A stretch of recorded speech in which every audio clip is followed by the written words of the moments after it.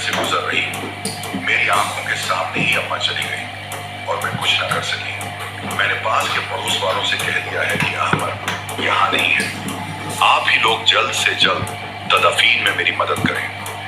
ये सुनकर मैं चीख उठा और कहा कि मैं वापस आ रहा हूँ। मेरे यहाँ अम्मा की तदफीन न करना, मैं अम्मा का इकलौता बेटा हूँ। यह हक सिर्फ मेरा है कि मैं उनकी तदफीन अपने हाथों से करूँ, मगर सायरा ऐसी बातें ना करे। अम्मा को मैं इतनी देर नहीं रख सकती, वह बूढ़ी औरत है, उनकी मैयत खराब भी हो सकती है। अगर आप वापस आ भी जाएं तो तब तक अम्मा की तदफीन हो चुकी होगी। आप लाखों पैसा लगाकर वहां गए हैं और अब फिर वापस आने में लाखों रुपए लगेंगे। मैंने अपना जेवर सब कुछ बेचकर आपको भेजा है, वापस आओगे तो सब बर्बाद हो जाएगा। हमारे बच्चे क्या खाएंगे? आप काम पर तवज्जो दें और अम्मा के ईद वाले सवाब के लिए वही कुछ पढ़ लें। आपके वापस आने से अम्मा तो वापस लौट कर नहीं आएंगी, लेकिन आपको बहुत बड़ा नुकसान जरूर होगा। सायरा एक लफ्जों में मुझे वापस आने से मना कर दिया। वह कह रही थी कि उसने पड़ोस वाले रहीम से कहकर सारा इंतजाम कर दिया है। उसने बस मुझे कुछ पैसे भेजने को कहा और मैंने उसी वक्त सायरा के अकाउंट में पैसे भिजवा दिए। अम्मी के मरने के बाद मेरे लिए काम करना मुश्किल हो चुका था। अम्मी के अचानक इंतकाल ने मुझे तोड़ कर रख दिया। मुझे दुख इस बात का था कि मैं अम्मी का इकलौता बेटा था, अम्मी की तदफीन भी न कर सका और अम्मी का आखिरी दीदार भी नसीब नहीं हुआ। मेरा दिल खून के आंसू रो रहा था। नौकरी से वापस आकर अपने कमरे में आकर लेट गया तो अम्मी मेरी आंखों के सामने घूमने लगी। मेरी माँ का शफीक चेहरा मुझे बेचैन कर गया। अब्बा के इंतकाल के बाद अम्मा ने माँ के साथ साथ बाप बनकर मुझे पाला था। सुबह से शाम तक लोगों के घरों में काम किया करती थी और फिर बाकी सारा वक्त मेरी पढ़ाई और घर पर तवज्जो देती थी। मैं सिर्फ 14 साल का था जब अब्बा इस दुनिया से चले गए थे। उसी वक्त से मेरी माँ ने लोगों के घरों में काम करना शुरू कर दिया था, जबकि मैं ऐसा नहीं चाहता था। मैंने कई बार अम्मा से कहा कि मैं पढ़ाई छोड़कर किसी दुकान पर काम करने के लिए लग जाता हूँ, कोई भी मजदूरी कर लेता हूँ, लेकिन अम्मी ना मानी। अम्मी का एक ही ख्वाब था कि मैं अच्छा पढूं और अपना मुस्तकबिल बेहतर करूं। अम्मी मुझे किसी मेहनत मशक्कत में डालकर पढ़ाई से दूर नहीं करना चाहती थी और इसके लिए अम्मी ने खुद को दिन रात की भट्टी में झोंक दिया था। शदीद बुखार की हालत में भी वह मुस्कुराते हुए मुझे स्कूल भेजकर खुद काम पर चली जाती थी और मेरे सामने कभी अपनी तकलीफ का इजहार नहीं किया था। लेकिन अपनी माँ की शक्ल देखकर मुझे पता चल जाता था कि मेरी माँ बीमार है। मेरी अम्मी ने ऐसे ही दिन रात मेहनत मजदूरी करके मुझे कॉलेज में पहुंचा दिया। कॉलेज के दिनों में भी मैंने नौकरी की बात की कि अम्मी अब तो आप आराम करें, आप बीमार रहने लगी हैं। मैं कोई नौकरी कर लेता हूं तो अम्मी ने साफ मना कर दिया। कहने लगी बस तू पढ़ाई कर और मैं कुछ नहीं चाहती, मेरी यही ख्वाहिश पूरी कर दो। यही मेरा ख्वाब है कि मेरा बेटा पढ़ा लिखा इंसान हो और बड़े ओहदे पर बैठा हो। मैंने अम्मी से कहा मैं जवान हूँ, साथ नौकरी भी कर सकता हूँ और पढ़ाई भी। लेकिन अम्मी कहने लगी कि मैं चाहती हूँ तुझे अच्छे स्कॉलरशिप मिले, तू अच्छे नंबरों से पास हो। तेरे अब्बू का भी यही ख्वाब था कि हमारा बेटा पढ़ लिख कर काबिल इंसान बने। तेरे अब्बू ने सारी जिंदगी इस बात का दुख किया कि उन्होंने तालीम हासिल क्यों नहीं की थी और मैं चाहती हूँ कि तुझे कभी ये दुख ना देखना पड़े।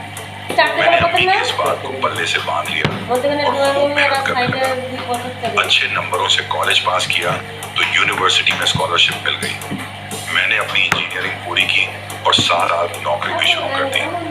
आहिस्ता आहिस्ता नौकरी अच्छी होती गई और मुझे अच्छी खासी तनख्वाह मिलने लगी। इस तरह घर के हालात बदलने लगे और अम्मी भी घर में आराम करने लगी। फिर मैंने अम्मी को घर में मुलाजिम भी रखवा दी। अम्मी तो मुझे मना करती रही कि घर में मुलाजिम की क्या जरूरत है, हम दो ही तो लोग हैं।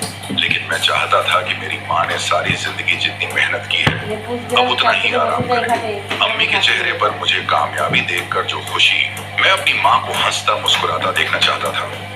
अम्मा वह औरत थी जिसने अपनी जवानी के दिन मुझ पर कुर्बान कर दिए थे।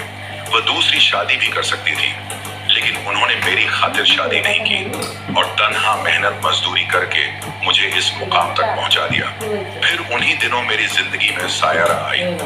हम दोनों एक ही दफ्तर में जॉब कर रहे थे। मैंने अम्मा से सायरा से शादी के लिए कहा। अम्मा कहने लगी मैं तो खुद चाहती हूँ तेरी जिंदगी में खुशियां आए, तेरा घर बस जाए, मैं भी तेरे सर पर सर चेहरा देखना चाहती हूँ। अम्मा फौरन ही रिश्ते के लिए चली गई। मेरा और सायरा की शादी हो गई। मेरी बीवी बनकर हमारे घर में आ गई और फिर मुझे लगा जैसे सब कुछ मुकम्मल हो गया है, लेकिन ये मेरी गलतफहमी थी। शादी के कुछ दिनों बाद मेरे और सायरा के झगड़े शुरू हो गए। वो छोटी छोटी बातों पर लड़ती झगड़ी थी। मैं दफ्तर से आकर कुछ वक्त अपनी माँ के साथ गुजारता तो यह बात उससे बर्दाश्त नहीं होती। मेरी माँ कभी मुझे अपने पास बुलाकर अपनी कोई जरूरत बयान करती तो इस पर भी सायरा झगड़ना शुरू कर देती। वह हमेशा यही कहती थी कि आपकी माँ मुझे सुकून से 2 घड़ी आपके पास बैठने भी नहीं देती, जबकि मेरी माँ मुझे बहुत कम ही बुलाया करती थी। मैं खुद ही अपनी माँ के पास जाकर बैठता था क्योंकि वह तन्हा थी। उनका मेरे सिवा कोई भी इस दुनिया में नहीं था, तो अम्मा को मेरे साथ की जरूरत थी। सारी जिंदगी मेरी अम्मा ने मेरे पीछे कुर्बान की थी। एक दिन सायरा से झगड़ा इतना बड़ा हुआ कि अम्मा कमरे में आ गई। कहने लगी, क्या बात है बेटे, क्यों बहू के साथ झगड़ा कर रहे हो?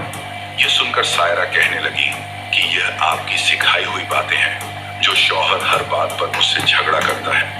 आप जो इन्हें लेकर बैठ जाती हैं और फिर इनके कान भरती हैं, इसी के बदले में यह सब कुछ होता है।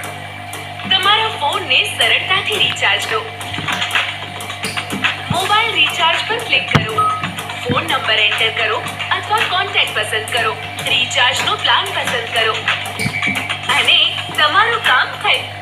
मैंने जब सायरा के मुंह से यह बात सुनी तो जोरदार तमाचा उसके मुंह पर मार दिया।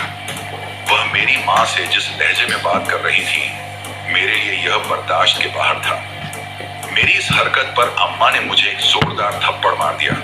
कहने लगी, तुम्हारी हिम्मत कैसे हुई बीवी पर हाथ उठाने की? मैंने तुम्हारी यह तरबियत तो नहीं की थी। अम्मा से मैंने पहली बार थप्पड़ खाया था, इसीलिए मैं अम्मा की तरफ देखने लगा और फिर घर से बाहर निकल गया।